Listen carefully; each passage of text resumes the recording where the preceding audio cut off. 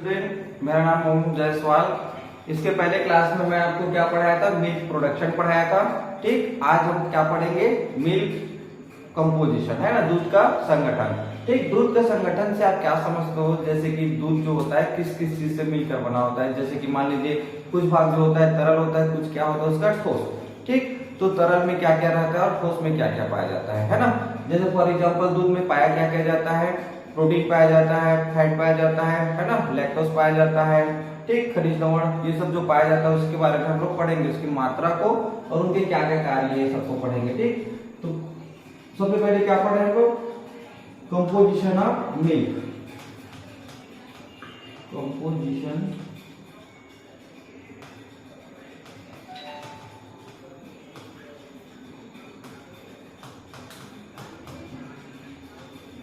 ठीक, composition of क्या पढ़े हम लोग? मिल्क। तो ये जो दूध होता है, ठीक, इसमें कौन कौन से भाग होते हैं? तो सबसे पहले तो तरल भाग होता है, ठीक, जिसको हम क्या बोलेंगे? लिक्विड, द्रव, है ना। दूसरा क्या बोलेंगे? ठोस भाग, सॉलिड। ठीक, तो लिक्विड जो होता है दूध में उसकी मात्रा कितनी होती है? तो 87% होता है। कितना होता है? 87%। और सॉलिड का परसेंटेज कितना होता है? तो 13%। सर जी थोड़ा सा लिक्विड का थोड़ा सा वो लिख दीजिए ना सर, हिंदी में भी समझ में नहीं आता। हिंदी में लिक्विड को हम क्या बोलते हैं? द्रव बोलते हैं। क्या बोलते हैं? द्रव या तरल। ठीक, और सॉलिड को क्या बोलोगे? ठोस। क्या बोलेंगे? ठोस, है ना। समझ में नहीं आएगा तो बताना। ठीक, अब जैसे कि ये आपका ठोस में हम क्या पढ़ेंगे? ये जो ठोस होता है दो रूप में होता है, एक वसा युक्त होता है। कैसा होता है? वसा युक्त। ठीक, और एक क्या होता है? वसा रहित ठोस पदार्थ। वसा रहित ठोस पदार्थ। ठीक, वसा रहित ठोस पदार्थ को सॉलिड नॉट फैट या क्या बोलेंगे हम लोग? एसएनए। बार बार आगे एसएनए पाएगा, वहां पे आप इसको समझना। ठीक, वसा युक्त में क्या पढ़ेंगे? दो भाग। वसा जो होता है दूध में कितना परसेंट पाया जाता है? 4 या 4 से आप 4.5 4.5 बोल सकते हो। ठीक, और वसा रहित ठोस पदार्थ जो होता है ये कितना होता है? तो 8.5 से 9%। कितना होता है? 8.5 से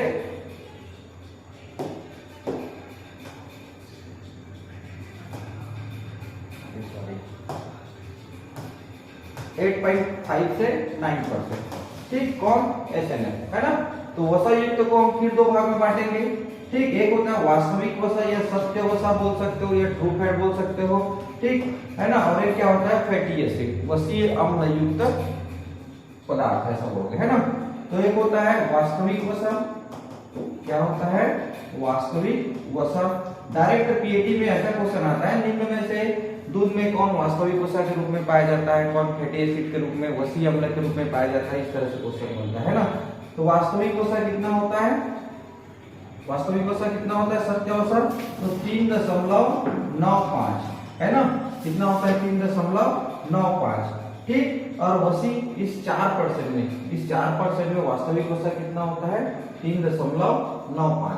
ठीक, और क्या बोलते हैं? वसीय, है ना। दूसरा क्या होता है? वसीय पदार्थ। ठीक, वसीय पदार्थ जो होता है वो कितना होगा? तो 4 में 3.95 है तो 0.05%। ठीक, वास्तविक वसा का एग्जाम्पल कौन है? तो ग्लिसराइड है। कौन है? ग्लिसराइड। आ रहा है समझ में आप लोग को? ठीक, मतलब दूध में जो वास्तविक वसा के रूप में पाया जाता है कौन होता है? तो ग्लिसराइड या ग्लिसरॉल आप बोल सकते हो। ठीक, वसीय पदार्थ कितना पाया जा रहा है? तो 0.05%, है ना। अब ये जो वसीय पदार्थ है इसको हम लोग, दूध में जो वसीय पदार्थ होता है वो किस किस रूप में पाया जाता है? तो पहला तो आपका फास्फोलिपिड के रूप में। कौन से रूप में? फास्फोलिपिड के रूप में। ठीक, और दूसरा क्या? कोलेस्ट्रॉल के रूप में। इस रूप में कोलेस्ट्रॉल के रूप में। और तीसरा क्या? विटामिन के रूप में। तो विटामिन के बारे में जानना, जैसे दूध में सर्वाधिक मात्रा में कौन सा विटामिन पाया जाता है? तो विटामिन ए।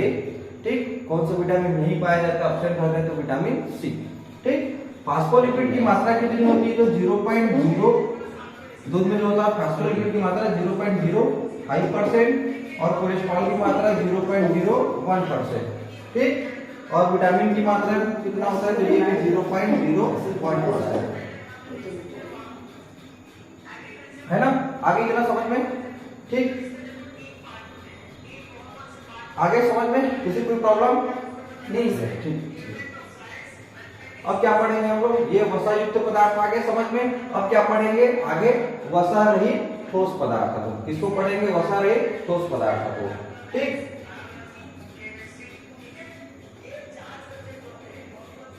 क्या पढ़ेंगे? वसा रहित ठोस पदार्थ।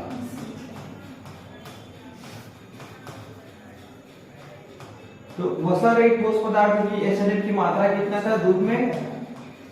8.5 से 9%। कितना था? 8.5 से 9%। ठीक, अब इसको हम लोग दो भाग में बांटेंगे। कितने भाग में बांटेंगे? दो भाग में। एक होता है नाइट्रोजन युक्त पदार्थ, एक क्या होगा आपका? नाइट्रोजन युक्त पदार्थ। ठीक, और एक रहेगा नाइट्रोजन रहित। ठीक, कैसे पढ़ेंगे? नाइट्रोजन रहित, है ना? वसा एसिडिक की मात्रा है ना? एसिडिक की मात्रा कितनी होती है? 8.5 से 9%। ठीक, ये जो होता है किस रूप में पाया जाता है? तो नाइट्रोजन युक्त पदार्थ के रूप में, और एक कैसे पाया जाएगा? नाइट्रोजन रहित पदार्थ में, है ना? ठीक, या डायरेक्ट आप यहाँ पे ये भी बोल सकते हैं, इसके अंतर्गत आपका लैक्टोज आएगा। कौन आएगा? लैक्टोज। और दूसरा क्या आएगा आपका? खनिज नमक। क्या आएगा? खनिज नमक, मिनरल्स। क्या आएगा? मिनरल्स या खनिज नमक। तो ये नाइट्रोजन युक्त पदार्थ में आप एग्जांपल के रूप में हम क्या लिखेंगे? प्रोटीन। क्या लिखेंगे? प्रोटीन। और ये जो प्रोटीन होता है कितना परसेंट होता है? तो 3.5% होता है। कितना होता है? 3.5%, है ना? लैक्टोज की मात्रा कितनी होती है दूध में? तो 4.5 से 4.7। कितना होता है? 4.5 से 4.7। ठीक, और खनिज लवण की मात्रा कितनी होती है? तो 0.8%। कितना होता है? 0.8%। ठीक, अब ये जो प्रोटीन जो होता है ना, दूध में 3 रूप में पाया जाता है। पहला क्या है? केसिन, है ना? पहला क्या है? केसिन। दूसरा क्या है? एल्बुमिन। दूसरा क्या है? एल्बुमिन। और तीसरा क्या है? ग्लोब्यूलिन। तीसरा क्या है? ग्लोब्यूलिन। बात मत करिए। केसिन की मात्रा कितनी होती है? 2.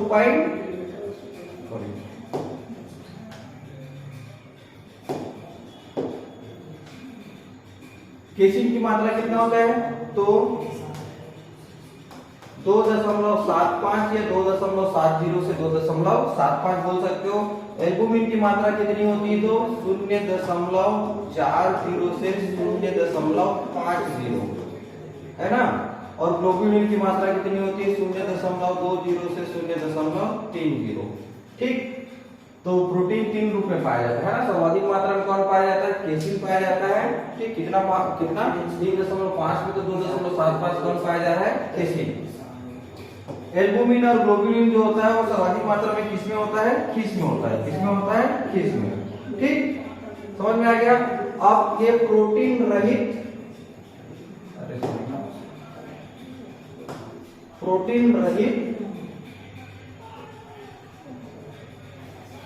नाइट्रोजन रहित, है ना? प्रोटीन युक्त पदार्थ।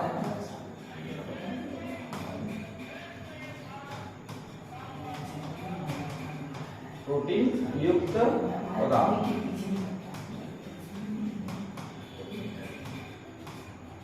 ठीक,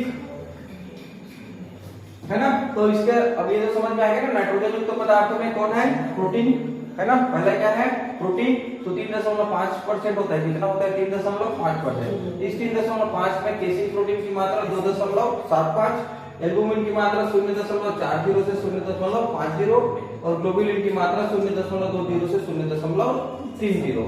ठीक, लैक्टोज की मात्रा कितना है? 4.5 से 4.7 और खनिज लवण की मात्रा कितना है? 0.8%, है ना? समझ में आ गया कि ना? ठीक, अब क्या पढ़ेंगे हम लोग? प्रोटीन रहित, है ना, नाइट्रोजन युक्त पदार्थ, है ना? ये डायरेक्ट आप बोल सकते हो गैर प्रोटीन, है ना? क्या पढ़ेंगे? गैर प्रोटीन युक्त नाइट्रोजिनस पदार्थ। यहाँ से पेटी में क्वेश्चन आया था, निम्न में से कौन सा गैर प्रोटीन युक्त नाइट्रोजनस पदार्थ है? तो आंसर क्या था? अमोनिया। क्या था? अमोनिया। ठीक, तो दूध में अमोनिया भी पाया जाता है, नाइट्रोजन युक्त पदार्थ है, लेकिन ये प्रोटीन रहित है। ठीक, दूसरा क्या है आपका? क्रिएटिन। क्या है? क्रिएटिन। और तीसरा आप क्या बोल सकते हो? क्रिएटिनिन लिखाया जाता है। क्या लिखाया जाता है? क्रिएटिनिन। ठीक, बहुत कम इसकी मात्रा पाई जाती है ना।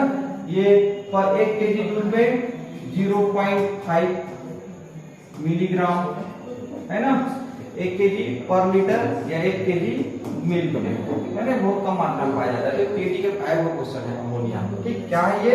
गैर प्रोटीन युक्त पदार्थ है। समझ में आ गया इतना?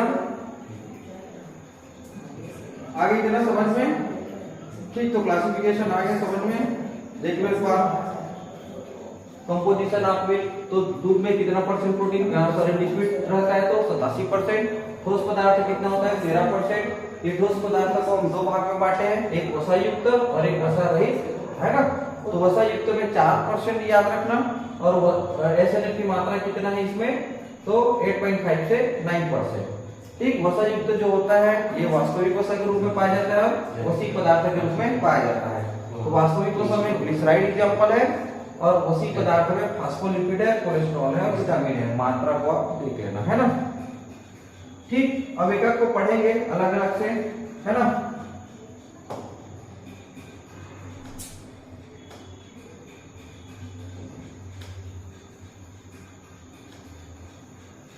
ठीक, एक एक को पढ़ेंगे अलग अलग से। जैसे कि मान लीजिए सबसे पहले क्या पढ़ेंगे? तो हम लोग फैट को, वसा को। किसको पढ़ेंगे? फैट, वसा के बारे में। तो देखिए दूध में वसा कितना परसेंट पाया जा रहा था? 4 से 4.5। आप स्पेशली किसको याद रखोगे? 4 को। किसको याद रखोगे? 4 को। दूध में जो वसा होता है किस रूप में पाया जाता है? तो पायस के रूप में पाया जाता है। किस रूप में पाया जाता है? पायस। पहला क्वेश्चन है ये, पीटी में है वो क्वेश्चन, है ना। ठीक, दूध में जो वसा होता है वो गोल गोलिकाओं के रूप में होता है। किस रूप में? गोलिकाओं या गोलिकाओं कण के रूप में, ऐसा बोल सकते हो। ठीक, अलग अलग दूध में अलग अलग जो गोल कणिकाओं का जो आकार होता है अलग अलग होता है। जैसे भैंस के दूध में क्या होता है? ये 5 माइक्रोन होता है। इसमें भैंस के दूध में कितना है? 5 माइक्रोन। और गाय के दूध में कितना होता है? तो ये 3 माइक्रोन, है ना। तो जिसके दूध में वसा गोलिकाओं के कण का आकार जितना छोटा होता है वो उतना ही ज्यादा डाइजेस्टेबल होता है। समझ में आ रहा है?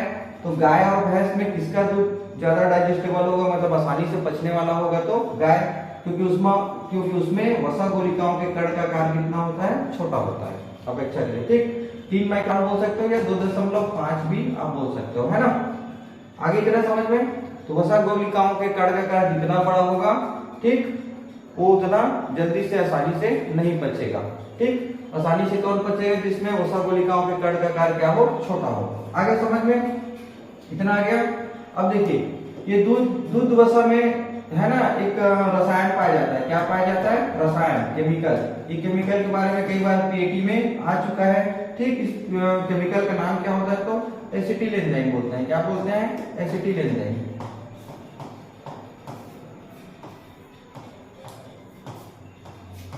ठीक, समझ में आ गया वसा के बारे में? आगे इतना। ठीक, अब इसका क्या पढ़ेंगे? प्रोटीन।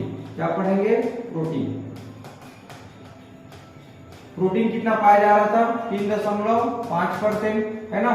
जो दूध वसा में प्रोटीन होता है वो किस फॉर्म में पाया जाता है? ये क्वेश्चन बनता है। जैसे वसा किस फॉर्म में पाया जा रहा था? पायस के रूप में, है ना। तो प्रोटीन किस फॉर्म में पाया जाता है?